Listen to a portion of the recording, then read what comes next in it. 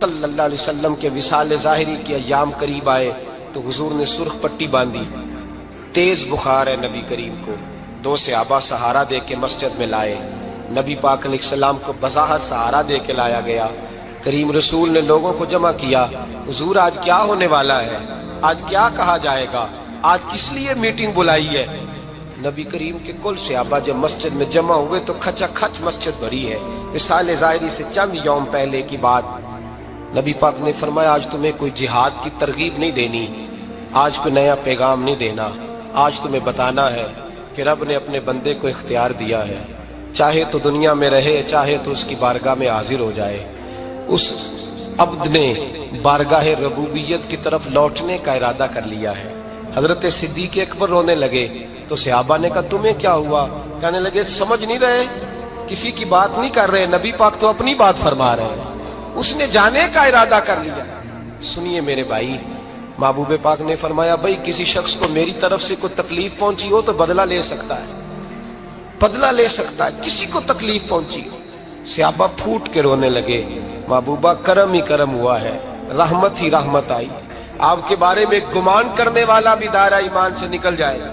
حضور آپ کیا فرما رہے ہیں؟ فرمایا نہیں بھائی اٹھو۔ پیچھے سے جناب عکاشہ بن محصن اٹھے، ہاتھ کانپتے ہیں، آگے بڑھے، کہنے لگے یا رسول اللہ، ایک جنگ کے موقع پر آپ نے درہ مارا تھا، ننگی پیٹھ پر صفیں سیدھی کراتے، بات دل میں رہ گئی ہے، میں نے بدلہ لینا ہے۔ نبی کریم نے فرمایا بلال دوڑ کے جاؤ، فاطمہ کے گھر درہ پڑا ہے، درہ لاؤ۔ سیدنا بلال حبشی کہتے ہیں میں گیا، دستک دی سیدہ طیبہ طاہرہ، حضرت فاطمہ فرمانے لگی بلال کیسے آئے ہو؟ اماں جی وہ درہ چاہیے تھا۔ سیدہ کو تشویش ہوئی، کہنے لگے بلال نہ تو جنگ پہ جانا ہے، نہ جہاد ہے، نہ کوئی ایسا موقع ہے، حضور کی تو طبیعت مبارک بظاہر بڑی علیل ہے، درہ کیا کریں گے؟ حضرت بلال عرض کرنے لگے اماں جی ایک صحابی بدلہ لینے لگے ہیں، صاحب طبقات نے جملے لکھے ہیں، کہتے ہیں بی بی صاحبہ نے درہ بھی دیا اور امام حسن حسین کو بھی باہر نکالا۔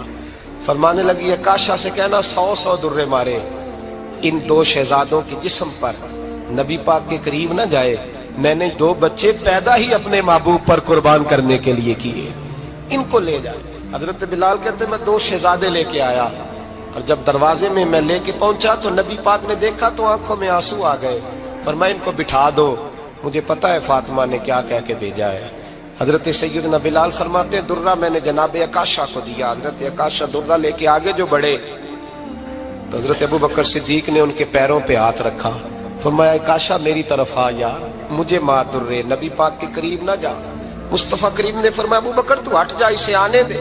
فرماتے ہیں میں چند قدم آگے گیا تو مولا علی شیر خدا نے میرے پیر پہ ہاتھ رکھا، کہنے لگے عکاشہ سوچ تو صحیح تو کیا کر رہا ہے؟ حضور نے فرمایا علی ہٹ جاؤ، میرا اور ان کا معاملہ ہے۔ جناب عکاشہ آگے بڑھ رہے، نبی کریم نے فرمایا میں اپنی امت کو درس دینا چاہتا ہوں، خبردار خبردار زندگی میں تمہارے ہاتھ سے زبان سے کسی کو تکلیف نہ پہنچنے پائے، خبردار یاد رکھنا وہ معاشرے بگڑ جاتے ہیں، وہ معاشرے تباہ کر دیے جاتے ہیں جہاں ظلم ہوتا ہے، جہاں زیادتی ہوتی ہے، جہاں لوگوں کو ستایا جاتا ہے۔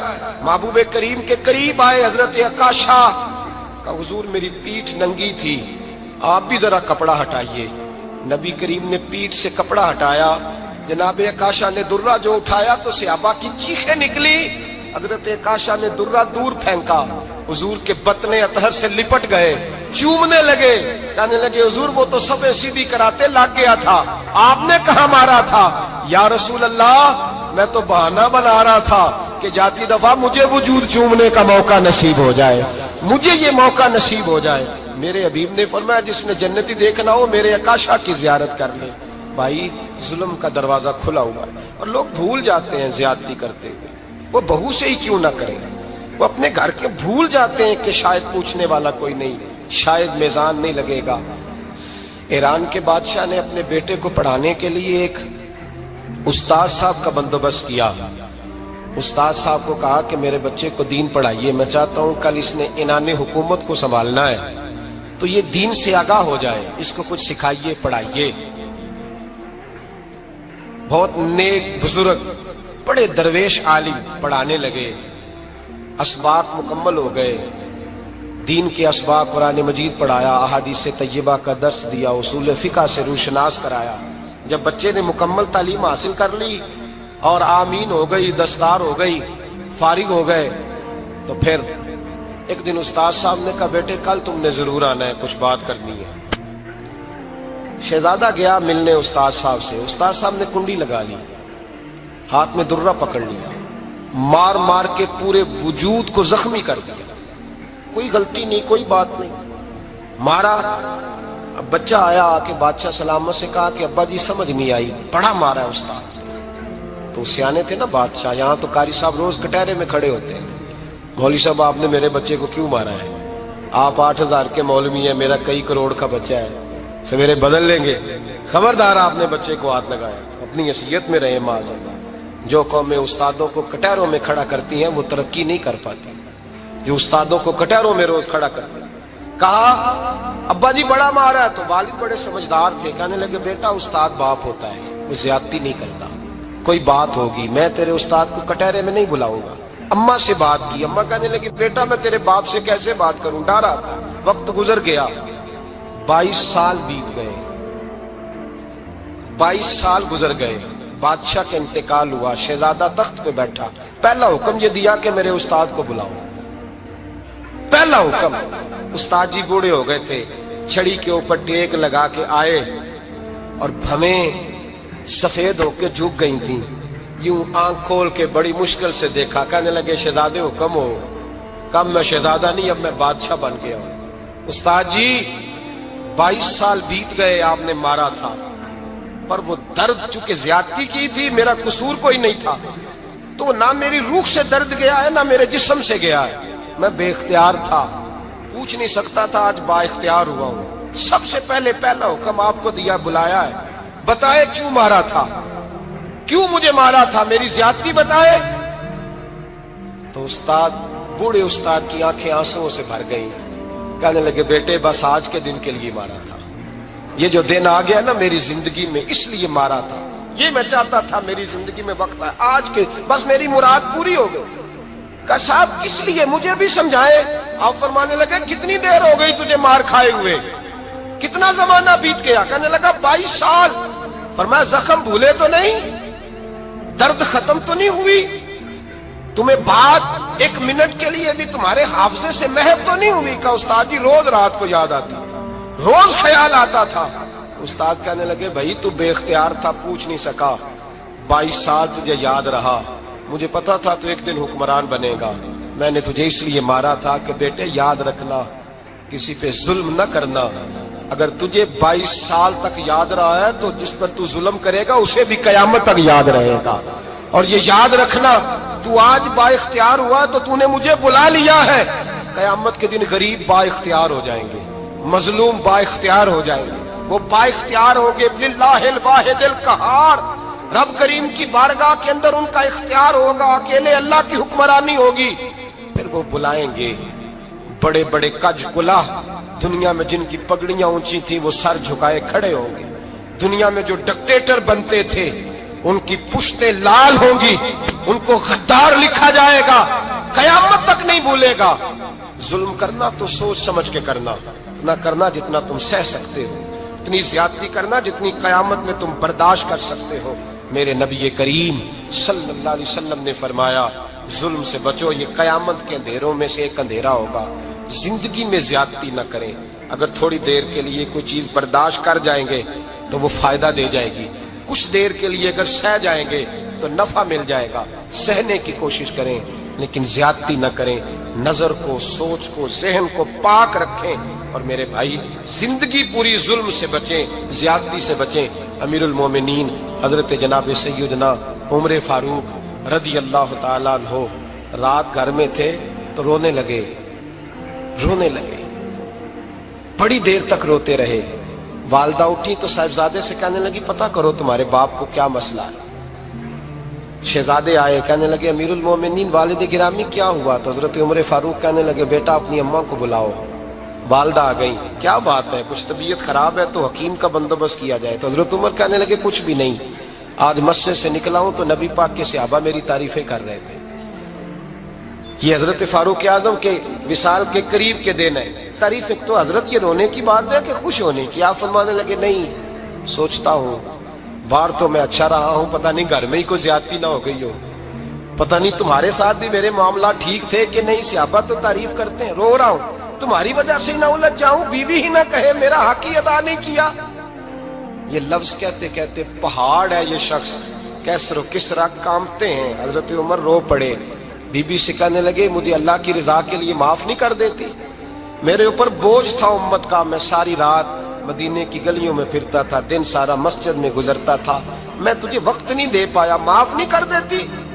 तो ज़ौजा कहने लगी नहीं उमर, मैंने भी जिंदगी में अपना कोई सुख चैन नहीं देखा, कोई चाव पूरा नहीं किया, मैं कैसे माफ कर दूं, मैं नहीं माफ करती। हजरत उमर जमीन पे बैठ गए, रोने लगे, कहने लगे चल माफ कर दे। कहने लगी एक वादा करो, कयामत के दिन रब करीम की बारगाह में मेरी सिफारिश करोगे, अल्लाह की बारगाह में अर्ज करोगे कि अल्लाह अच्छी थी, मुझे कपड़े धो के देती थी, रोटी पका के देती थी, मेरी इज्जत की मुहाफिज थी। जनाब उमर कहने लगे तेरे साथ वादा है, रब अपने फजल से उमर को जन्नत देगा तो उमर तुझे जन्नत में साथ लेकर के जाएगा, तेरे साथ वादा है। अरे भाई, जिनके दिलों में एहसास था कि हमसे कोई ज्यादती ना हो जाए किसी जगह, वो तो यहाँ तक मामला करते थे, यहाँ तक उनका ख्याल रहता था। अजीजों, एक तो नजर में हया पैदा करें, वालिदैन की बहुत बड़ी जिम्मेदारी है। लाखों बच्चे मर्जी की शादियां कर रहे हैं, हजारों घर उजड़ रहे हैं, ये वो वाला जहर है जो हर घर में तेजी से फैलता चला जा रहा है। पहले हम कहते थे कि बच्चा बाहर ना निकले, अब कहते हैं अल्लाह कहीं मोबाइल लेके तन्हा ना बैठ जाए, कहीं तन्हा ना बैठ जाए, क्या बनेगा इसका अगर ये गंदगी और ये ऐसा नशा है जो उजाड़ के रख दे। बुखारी शरीफ में हदीस है, काज़ी अय्याज़ मालिकी रहमतुल्लाह अलैह ने बड़ी तफसील से लिखी है, रावी हज़रत अनस बिन मालिक हैं। एक बंदा बड़ी दूर से आया नबी पाक सल्लल्लाहु अलैहि वसल्लम की ज़ियारत के लिए, बड़ी दूर से। अरब के जो सरदार होते थे उनके बड़े नाज नखरे होते थे, वो खैर आज भी हैं, प्रोटोकॉल का माहौल आज भी, यानी वजीर साहब के आगे दो चार गाड़ियां ना हो तो उनको मज़ा ही नहीं आता, पुलिस वाले आगे पीछे भागें तो, हालांकि उनको नहीं पता कि जो पुलिस वाले आगे पीछे भाग रहे हैं ना, ये हुकूमत बदली तो गिरफ्तार करने भी इन्होंने ही आना है, लेकिन वो बड़ा मज़ा आता है जब लोग गाड़ी के पीछे भागते हैं। क्या बात है जनाब, बड़ी बात। और हमारी तबीयतों में पता नहीं कौन सी, तो नबी पाक सल्लल्लाहु अलैहि वसल्लम की खिदमत में वो शख्स बड़ी दूर से आया। तो अरब के बादशाहों का मिजाज था, प्रोटोकॉल बड़ा चाहते थे, उनका तो ये तरीका था कि हुक्मरानी करनी है जैसे भी हो। अगर किसी गुलाम ने धूप में बंधा रह गया, ऊंट और छांव में नहीं बांधा तो दुर्रे मारते थे, और अगर उसने खोल के बांध दिया तो फिर भी मारते थे, कहते थे इतना सियाना हो गया तो उन्हें पूछा ही नहीं, खुद ब खुद ही बांध दिया। वो शख्स हुजूर की बारगाह में आया और बहुत सारे लोगों के पास क्योंकि वो जाता था अपने सरबराह का पैगाम लेके, तो वो कांप रहा है जब हुजूर की बारगाह में गया, डर रहा है। अब जरा बात को समझना, नबी पाक सल्लल्लाहु अलैहि वसल्लम ने उससे फरमाया क्यों डरते हो, सादा आदमी है, देहाती है, बद्दू है। अल्लाह के रसूल ने थपकी दी, क्यों डरते हो? तो कहते हुजूर मुझे आदाब नहीं आते और मुझे डर आता है, कोई बात अगर ऐसी हो गई, आप मदीने की हुकूमत के सरबराह हैं, तो कहीं आप नाराज ना हो जाएं। हजरत अनस बिन मालिक फरमाते हैं बात कहाँ की थी, पहुंच कहाँ गई। जब उसने ये कहा ना कि आप तो हुकूमत के सरबराह हैं, कहीं कोई गलती ना मुझसे हो जाए, तो नबी पाक की आंखों में आंसू आ गए, हुजूर रोने लगे और नबी पाक सल्लल्लाहु अलैहि वसल्लम फरमाने लगे ना भाई, तो किसी हुकूमत के सरबराह के पास नहीं आया ना, तू तो उस बेटे के पास आया है जिसकी माँ गोश्त के खुश्क टुकड़े खा के भी गुजारा कर ले। मैं तो एक गरीब माँ का बेटा हूं।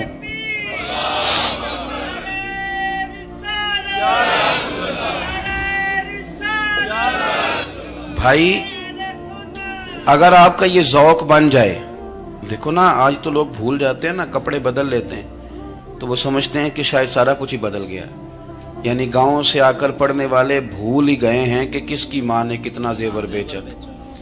लोग भूल जाते हैं चीज़ों को, अपने माजी को याद रखें, आप लोगों के साथ प्यार करें, आप लोगों को मौका दें, आप थोड़ी सी और कोशिश करें उस शख्स तक जाने की जो आपको मायूस नजर आ रहा है, परेशान नजर आ रहा है। ये हमें मिलाद वाले महबूब सल्लल्लाहु अलैहि वसल्लम ने दरस दिया। एक और पहलू, हुजूर सैयद आलम सल्लल्लाहु अलैहि वसल्लम ने, हमारे यहाँ ना अभी भी बरादरी की तकसीम है, अभी भी اور کچھ میں نے ایسے کمزور لوگ بھی دیکھے. یہ اس طرح کی حرکتیں ہارے ہوئے لوگ کرتے ہیں. ہارے ہوئے لوگ جو اپنے آپ کو سمجھتے ہیں کہ میں کوئی بڑا آدمی ہوں. بڑا آدمی تو اپنے اخلاق سے ہوتا ہے, اپنے کردار سے ہوتا ہے, اپنی سخاوت سے ہوتا ہے, لوگوں سے پیار کرنے سے ہوتا ہے. باقی یہ کہ بیٹھ کے کہانی سنانا کہ میں بڑا کچھ کرتا ہوں, تو جو کچھ کرتا ہوتا ہے اسے سنانے کی کوئی ضرورت. ایک اور بہت سارے لوگ آپ تعزیت کرنے جائیں نا والد کے انتقال کے بعد, تو ان بیچاروں کو بتانا پڑتا ہے کہ ابا جی میرے بغیر دوائی نہیں کھاتے تھے. تو میں کہتا ہوں اگر تیرے بغیر نہیں کھاتے تھے پھر بتانے کی ضرورت نہیں, پھر تو سارے گاؤں کو پتا ہوگا کہ تیرے بغیر نہیں کھاتے تھے. اور اگر کوئی دال میں کالا ہے تو پھر تیری وضاحت کوئی بندہ قبول نہیں کرے گا. تو آپ کو بتانا کیوں پڑ رہا ہے, اور آپ بار بار اس بات کا ذکر کیوں کر رہے ہیں کہ ہم بہت بڑے قبیلے کے ہیں؟ صاحب اگر آپ بڑے قبیلے کے ہیں تو پتہ ہوگا سارے علاقے کو آپ کتنا لوگوں کا خیال کرتے ہیں, آپ کس قدر محبت کرتے ہیں, آپ کا انداز کریمانہ کس طرح کا. پھر آپ کو بتانے کی کوئی ضرورت نہیں ہوتی, پھر خود بخود خبر ہوتی. حضرت سیدنا ابو ذر غفاری رضی اللہ تعالیٰ عنہ, قبیلہ بنو غفار ایک بڑی شاخ تھی قبیلوں میں سے. جو لوگ اس زمانے میں مالدار قبیلوں سے تعلق رکھتے تھے ان میں سے ایک بڑا نام تھا. ساری زندگی چودراہٹ کی, لیکن میلاد ایک انقلاب کا نام ہے. میں میلاد منانے والے دوستوں سے گزارش کرتا ہوں کہ آپ ہر سال میلاد منائیں, اور ہر سال میلاد کے بعد آپ تھوڑے بدل بھی جائیں, یعنی تھوڑے سے بدل جائیں. کچھ لوگ کہیں یار یہ داڑھی میں نے نا 12 ربیع الاول والے دن رکھی تھی, یہ میری میلاد والی داڑھی ہے. اور داڑھی رکھیں بھی نبی پاک کی مرضی کی. کس کی مرضی کی؟ نہ ناراض ہو جائے جی میں ٹور چلا بس. کس مرضی کی جی؟ اپنی مرضی کے نہیں. داڑھی کا وزن کو نہیں ہوتا کہ پوری مٹھی رکھیں گے تو آپ کو کوئی دقت ہوگی, کوئی وزن نہیں. پوری رکھیں, جو حضور کا طریقہ مبارکہ ہے جو ہمیں ملتا ہے اس پر آپ توجہ فرمائیں. تو میں جو بات عرض کرنے جا رہا ہوں وہ میلاد انقلاب ہے. حضور سید عالم صلی اللہ علیہ وسلم کی بارگاہ میں آنے سے پہلے لوگ کچھ اور ہوتے تھے, اور یہاں سے ہو کے جاتے تھے تو پھر ان میں تبدیلی آتی تھی. میں سارا دن کرامتیں سناؤں نا کسی کو اپنے پیر صاحب کی, اور اپنے گھر میں بھی کہ میرے حضرت بڑے, میرے استاد بڑے, لیکن بیوی کے ساتھ اگر میں ترش لہجے میں بات کروں گا تو وہ کہے گی یہ سکھاندے نے تینوں پیر صاحب. دوست کہیں گے یہ سکھاتے ہیں آپ. آپ کی کہانیاں نہیں چلتی, آپ کا کردار چلتا ہے. حضرت ابو ذر غفاری رضی اللہ تعالیٰ عنہ فرماتے ہیں چونکہ میں چودھری تھا, سیدنا بلال حبشی رضی اللہ تعالیٰ عنہ کے پاس میں بیٹھا تھا. کسی بات میں بات آگے بڑھی اور بڑھتے بڑھتے بات شکنجی تک چلی گئی. رائے کے اختلاف نے باتوں میں تلخی پیدا کر دی, اور جب تھوڑے لفظ اور تیز ہوئے تو میں نے انہیں کہہ دیا چپ کر, تو ابشن کا بیٹا ہے. کس کے بیٹے تھے حضرت بلال؟ کہتے ہیں جب انہوں نے مجھے کہا تو میرا دل بڑا ٹوٹا, لیکن میں نے ارادہ کیا کہ میں نے حضور کی بارگاہ میں نہیں عرض کرنی. اب ہر بات کی ہم حضور کی بارگاہ میں شکایت کریں. لیکن میں جا کے مسجد میں بیٹھا, اور جب سرکار آئے نا, ارادہ نہیں تھا کہ عرض کروں گا, لیکن حضور کا چہرہ دیکھا تو دکھ میرا خود ہی تازہ ہو گیا. رونے کا بھی تو تب ہی مزہ آتا ہے نا کوئی اپنا ملے تو. فرماتے ہیں کہ میرے آنسو نا بغیر اختیار کے چھلک پڑے, اور میں کھل کے روئے, کھل کے. قربان جاؤں محبوب کے بھی حضور نے پاس نہیں بلایا, بلکہ نبی پاک اٹھ کے خود میرے پاس آئے اور مجھے کندھوں سے پکڑ کے سینے سے لگایا. اور جب میں کھل کے رو لیا تو حضور میرے آنسو پوچھنے لگے. کچھ شعر ایسے ہوتے ہیں جو کسی نے کہے ہوتے ہیں, اور کہنے والا جو ہوتا ہے وہ صاحب حال ہوتا ہے, تو اس میں کچھ خوبصورتی زیادہ ہی ہو جاتی ہے. ایک پنجابی کے شاعر ہمارے گجرات میں گزرے, بزرگ تھے, ان کا ایک شعر ہے, وہ کہتے ہیں ایک واری میری آنکھیاں چوں اونا نے اتھرو پونجے سن. ایک واری میری آنکھیاں چوں اونا نے اتھرو پونجے سن, ہن تے چسکا پہ گیا رونے دا. ایک واری میری آنکھیاں چوں اونا نے اتھرو پونجے سن, ہن تے چسکا پہ گیا رونے دا, تے ہر ویلے آہو زاری دا. تو میں روز رونے لگا ہوں, مزہ ہی بڑا آیا ہے جب سے محبوب نے چپ کرانا شروع کیا میرے عزیز. اور پھر حضرت بلال حبشی رضی اللہ تعالیٰ عنہ چونکہ حضور کے غلام تھے, اور انہیں پتا تھا کہ سرکار میری ناز برداری کرتے ہیں, حضور نے چپ کرایا. فرمایا کیوں روتے ہو؟ تو عرض کرنے لگے یا رسول اللہ صلی اللہ علیہ وسلم, اگر میں ابشن کا بیٹا ہوں تو میری تو غلطی کوئی نہیں نا, یہ تو تقسیم اللہ کی ہے نا. الذی خلقک فسواک فعدلک فی ای صورت ما شاء رکبک جس طرح وہ چاہتا ہے، جس کو چاہتا ہے اس طرح کی اس کی صورت بنا دیتا ہے۔ تو مجھے ابشن کا بیٹا کہا جاتا ہے، میری غلطی کیا ہے؟ حضرت بلال نے بھی نہیں بتایا کس نے کہا، لیکن نبی پاک صلی اللہ علیہ وسلم نے کیا فرمایا؟ امام یوسف صالحی نے لکھا ہے، ذرا غور کرنا بات پر، تسلیاں لوگ اور رنگ میں بھی دیتے ہیں، پر یہ تسلی بڑی انوکھی ہے۔ حضور فرمانے لگے، بلال اگر تو ابشن کا بیٹا ہے تو پریشان کیوں ہوتا ہے؟ کالے رنگ والی ماں کا بیٹا ہے تو پریشان کیوں ہوتا ہے اگر تیری والدہ کا رنگ کالا ہے تو؟ عرض کی حضور آپ کیا فرمانا چاہتے ہیں؟ تو سرکار فرمانے لگے، میں دو ماؤں کا بیٹا ہوں، ایک جناب آمنہ جنہوں نے مجھے پیدا کیا، اور ایک حضرت ام ایمن جنہوں نے میری پرورش کی، مجھے بڑا کیا۔ حضور فرمانے لگے، میری ماں آمنہ کا رنگ گورا تھا اور میری ماں ام ایمن کا رنگ کالا ہے۔ تو فرمایا، اگر تجھے کسی نے کالے رنگ والی ماں کا بیٹا کہا تو اسے کہہ دینا مدینے والی محبوب کے بھی تو ایک والدہ کا رنگ کالا ہے، تو کہہ دینا۔ حضرت بلال کہتے ہیں کہ وہ اس طرح کی تسلی تھی، طفل تسلیاں نہیں جس طرح کی ہمیں دی جاتی، وہ اس طرح کی خوبصورت تسلی تھی کہ اس کے بعد میرا دل ایسا ٹھنڈا ہوا